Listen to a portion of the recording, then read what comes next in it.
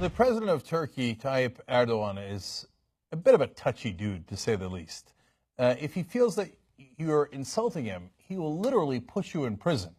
Now, Turkey's supposed to be a democracy and was before Erdogan became president. Not a very democratic thing to do, to imprison people who have insulted the dear leader.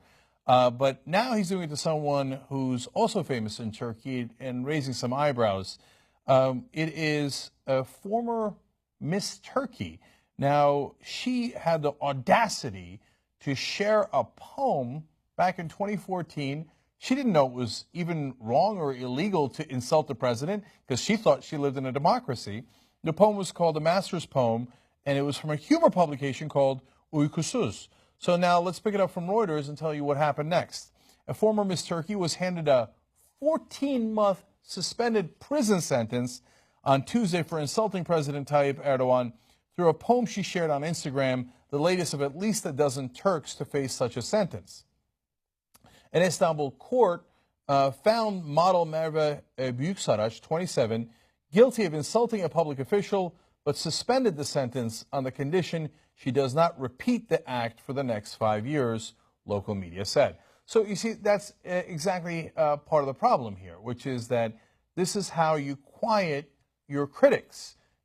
Even if you don't put them in prison, which he has put a lot of them actually in prison. Now, she's a little famous, and she's a woman, so it's going to be a little harder to do, right? Not that he wouldn't do it.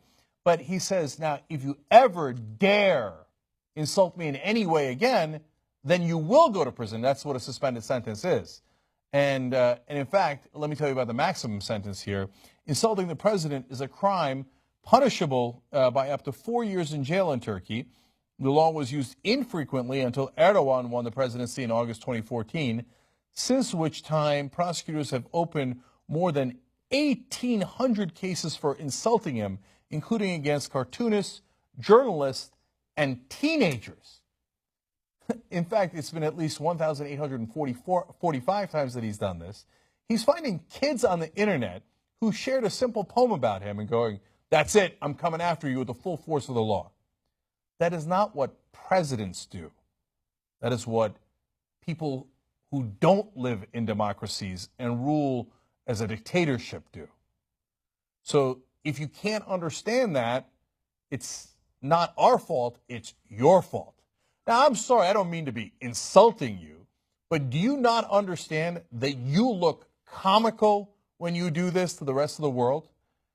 So when you go after German comics, as he's also doing, when you go after Miss Turkeys and journalists and teenagers sitting in their, parents' apartments, that you look like you can't take a joke, literally. You look like you're a person who's not interested in dissent, in opinions, in an open and free society. You look like you'd like to shut down all dissent, all opposition, and not live in a democracy. You see, the greatest insult is the one that you do to yourself and that you do to your country by having laws like this and enforcing them. Because to the rest of the world, you've now made it seem that Turkey is not at all a democracy. And if you can't understand that, once again, that is not our fault, that is your fault. And if you take that as an insult, well, so be it. But in a free country, that shouldn't be an issue. Of course you can criticize the president. If you can't, then it isn't a democracy. That's the reality.